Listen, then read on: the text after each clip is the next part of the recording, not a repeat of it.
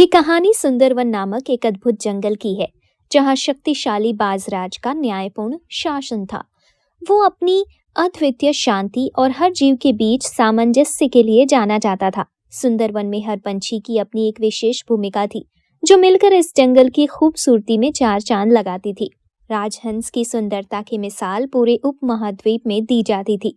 उसका सफेद रंग इतना चमकदार था कि भोर की पहली किरणें जब उसके पंखों पर पड़ती थी तो लगता था मानो किसी ने झील से चांद को बाहर निकाल लिया हो। उसकी धीमी चाल और लंबी मेहराबदार गर्दन उसे सचमुच राजसी बनाती थी।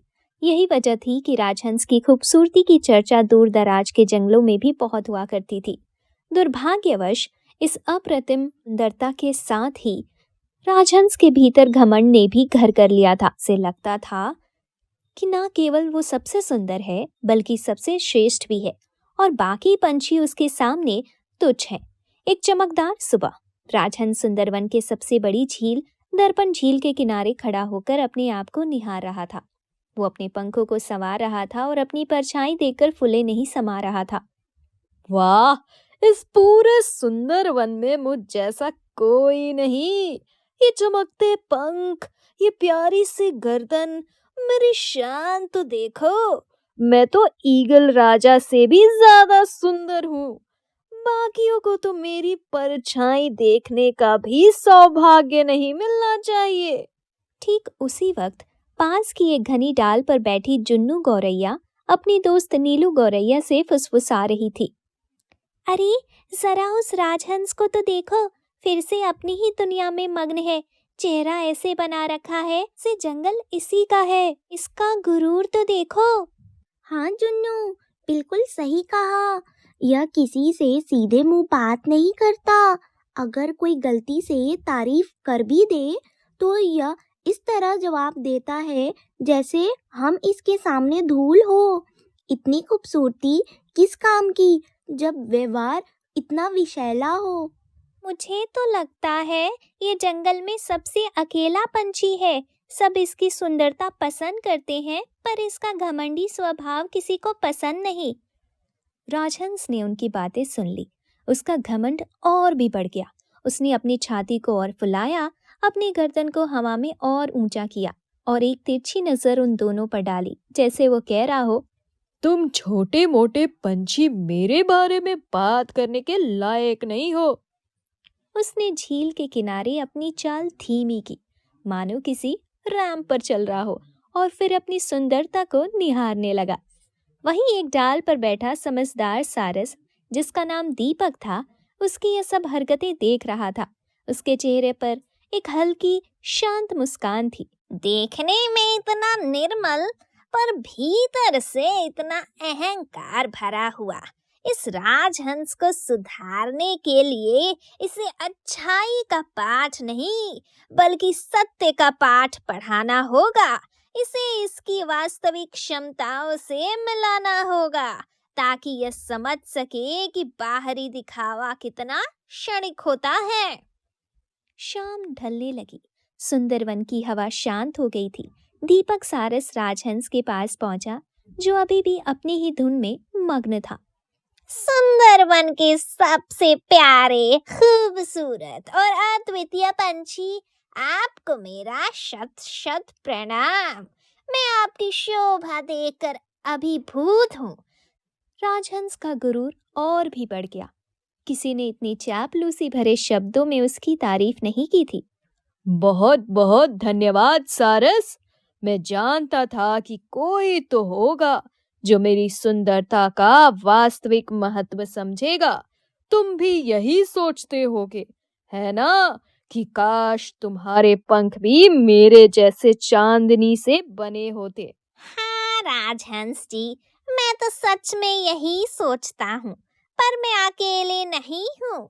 जंगल के बाकी पंछी भी यही सोचते होंगे, लेकिन वो आपके पास आकर इतनी तारीफ नहीं करते। शायद वो डरते हैं या शायद वे आपकी असली महानता को नहीं पहचानते।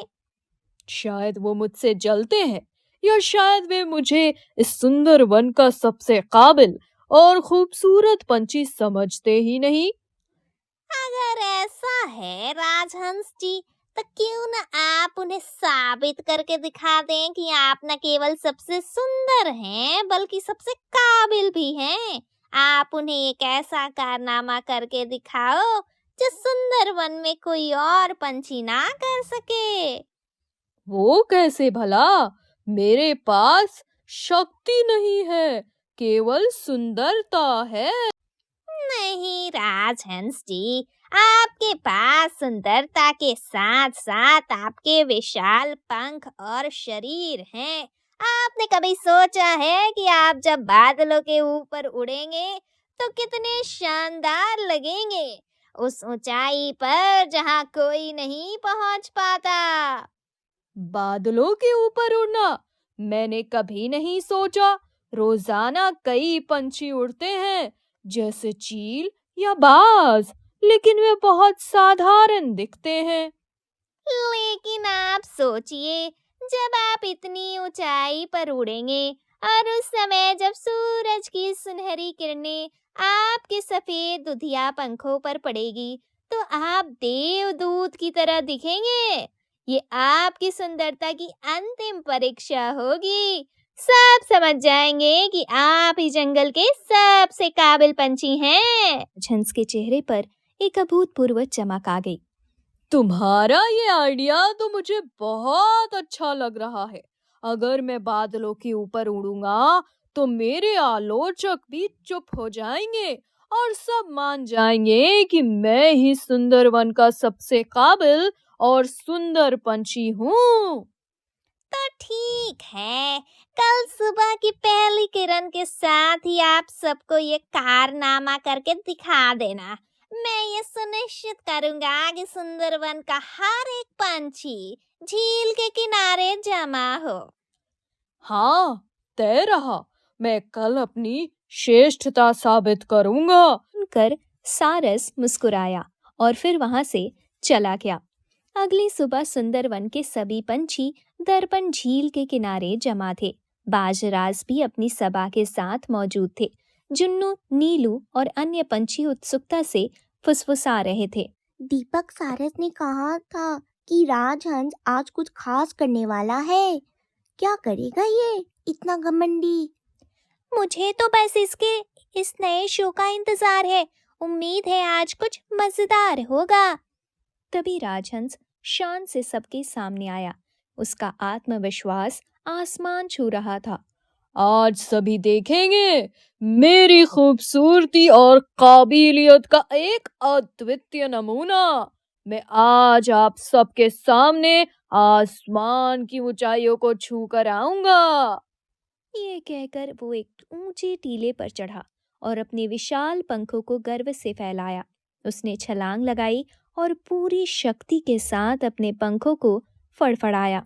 उसने कल्पना की कि वो बादलों के बीच जा रहा है, जहां उसकी सुंदरता और भी दैवीय लग रही है, लेकिन हकीकत कुछ और ही थी। राजहंस के शरीर उसके पंखों के लिए बहुत भारी था। वो केवल झील की सतह से कुछ ही फुट ऊपर उठ सका। उसने पूरी ताकत से पंखों को फड़फड़ाया, अपनी पूरी शक्ति लगा दी, लेकिन ऊपर जाने की जगह उसका भारी शरीर नियंत्रण खोने लगा। हवा में थोड़ी देर संघर्ष करने के बाद वो पूरी ताकत से धड़ाम से अपने मुंह के बल जमीन पर आ गिरा। उसका सारा गुरूर पल भर में कीचड़ में मिल गया। बाजराज ने अपने मुंह पर पंख रखा और मुस्कुराए। जुन्नू और नीलू की हंसी फूट पड़ी। अन्य पंछी भी हंसने लगे। तभी बाजराज आगे आए। क्या चल रहा है हंसराज? इतनी जोर से गिरने की क्या जरूरत थी? राजहंस अभी भी जमीन पर पड़ा था। वो उठने की भी हिम्मत नहीं कर पा रहा था। दीपक सारस आगे आया और विनम्रता से बोला, बाजराज, राजहंस अपनी खूबसूरती की वजह से बहुत ही ज्यादा घमंड में आ गया था। इसका मानना था कि ये सुंदर वन का सबसे काबिल और श्रेष्ठ पंछी है। इसी कारण ये किसी से बोलना भी पसंद नहीं करता था। जिन पंखों को ये सबसे ऊपर समझ रहा था, मैंने बस यही कहा कि इन पंखों के जरिए तुमको बादलों के ऊपर जाकर सबको अपनी श्रेष्ठता साबित करनी चाहिए। दीपक ने राजहंस की ओर देखा। राजहंस, आज क्या साबित हुआ कि उड़ने की कला में तुम सबसे पीछे हो। तुम्हारी सुंदरता तो है पर वो क्षमता नहीं। क्या तुम अब भी यही सोचते हो कि तुम्हारी ऊपरी सुंदरता तुम्हारी एकमात्र पहचान है? इस पर राजहंस ने जमीन से उठकर धीरे से अपना सर झुकाया। उसके चेहरे पर अब घमंड नहीं बल्कि गहरी शर्मिंदगी और पश्चाताप था। बाजराज और मेरे सभी सुंदर वन के साथियों, मैं आप सभी से माफी मांगता हूँ। मुझे समझ आ गया है कि मेरे घमंड ने मुझे अंधा कर दिया था। मैं सोचता था कि मेरी सुंदरता मुझे श्रेष्ठ बनाती है, पर आज मैंने दिखा दिया कि मैं कितना मूर्ख और अभिमानी हूँ। मैंने अपनी असली क्षमताओं को नजरअंदाज किया और दूसरों की मेहनत और गुणों का अनादर किया। उसने जुन्नू और नीलू की तरफ देखा। जिन्नू, नीलू, मैंने तुम्हें हमेशा तुच्छ समझा। मुझे बहुत अफसोस है। शाबाश राजहंस, अपनी गलती मानना सबसे बड़ी बहादुरी होती है। असली खूबसूरती खूबसूरत पंखों या रंगों से नहीं होती, बल्कि दया की भाव, मीठी जुबान और दूसरों के लिए दिल में सम्मान से आती है। इस बात को हमेशा याद रखना। बाहरी दिखावा क्षणिक होता है। राजहंस ने हाँ में सर हिलाया और मन ही मन प्रतिज्ञा ली कि वो अब कभी भी घमंड नहीं करेगा।